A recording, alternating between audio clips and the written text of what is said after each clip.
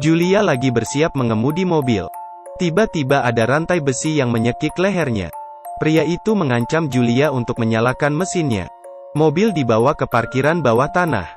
Pria itu mengeluarkan Julia dari mobil dan mengikat kedua tangannya, lalu digantung ke rantai. Kemudian dia pergi. Pria itu datang ke dalam kamar. Dari monitor dia melihat badan Julia yang seksi. Julia terus memberontak. Akhirnya dia jatuh dari gantungannya. Dia segera mencari telepon di dalam bajunya untuk melaporkan ke polisi. Pria itu melihat Julia kabur, namun dia tidak khawatir. Dia memakai kacamata hitamnya. Belum jauh Julia melarikan diri. Dia sudah ditangkap pria itu. Kemudian dia dibawa ke atas mobil pickup. Tangannya juga diikat. Kemudian pria itu memanaskan sebatang besi. Kemudian mencetak simbol di kaki Julia. Julia kesakitan hingga pingsan. Pria itu memindahkan Julia ke mobil lain. Kemudian membawanya keluar. Julia pun terbangun. Tiba-tiba sebuah kantong terbuka. Dalamnya berisi mayat wanita. Julia akhirnya sadar, dia bertemu pembunuh yang tidak waras. Mobil berhenti di kawasan sepi. Pria itu membuka lubang dengan sekop.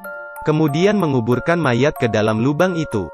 Memanfaatkan situasi begini, Julia membuka kunci tangannya. Wanita ini ditangkap pembunuh yang tidak waras.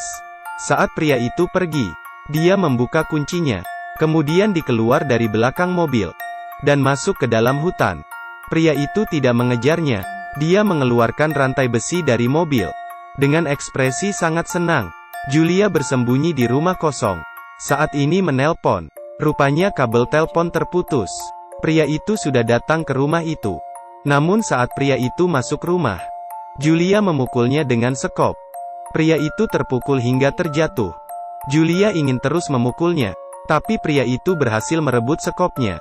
Julia pun segera kabur. Dia masuk ke dalam satu kamar dan mengincu pintu kamar itu. Saat pria itu hampir berhasil masuk ke dalam kamar, Julia keluar melompat dari jendela. Akhirnya dia datang ke rawa-rawa. Kemudian pergi dengan sampan kecil. Melihat pria itu yang sudah mulai mendekatinya. Untungnya, Julia sudah sampai di darat. Dia pun berlari ke sekolah lama. Pria itu pun mencarinya ke situ. Julia mendapatkan 2 botol bensin dan bersembunyi di dalam kegelapan. Saat pria itu tidak memperhatikannya, dia memukulnya dengan kayu. Kemudian dia meletakkan bensin di kantong dan menutup kepala pria itu dengan kantong plastik. Kali ini, Julia tidak buru-buru kabur.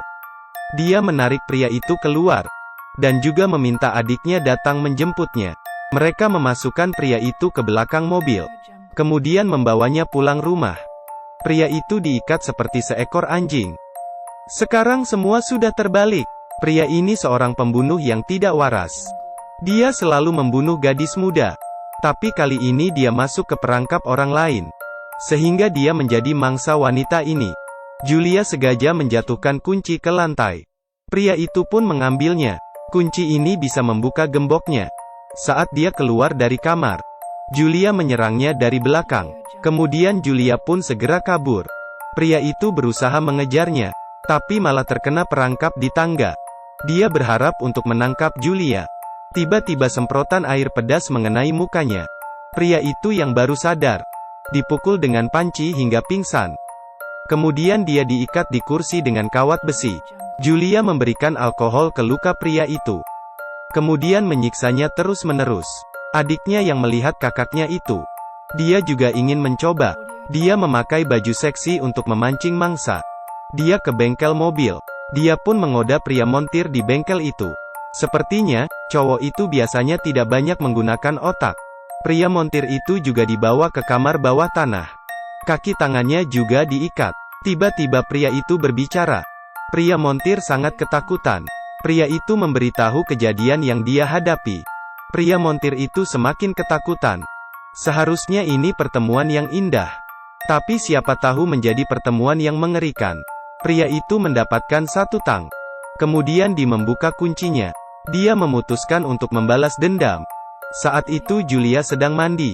Dia tidak tahu ada bahaya yang sudah mendekatinya. Adiknya tiba-tiba muncul dan menyelamatkan kakaknya. Kemudian dia memancing pria itu. Kemudian kakak memukul kepala pria itu dengan vas bunga. Kemudian mereka pun mulai bertarung. Terakhirnya, pria itu terjatuh keluar. Pria itu pun langsung meninggal dunia.